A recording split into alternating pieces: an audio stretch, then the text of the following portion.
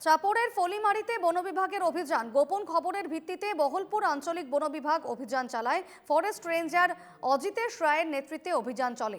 অভিযানে বাজেয়াপ্ত প্রচুর পরিমাণ শালগাছের লগ, বাজেয়াপ্ত চোরাই কাঠের বাজার মূল্য 1.5 লক্ষাধিক টাকা। এই ঘটনার পরিপ্রেক্ষিতে বন বিভাগ তদন্ত অব্যাহত রেখেছে।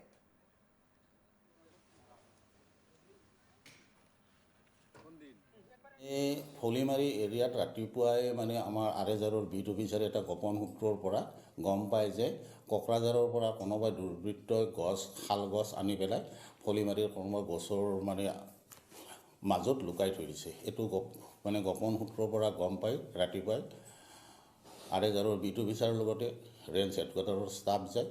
মালখিনি শাল গছ আছিল চব টুকুৰা ৰিকভাৰী কৰি আৰেজাৰ বিট অফিচাৰলৈ অনা হৈছে। প্ৰায় 51 পিছমান আছে। তাৰ মূল্য মোটামুটি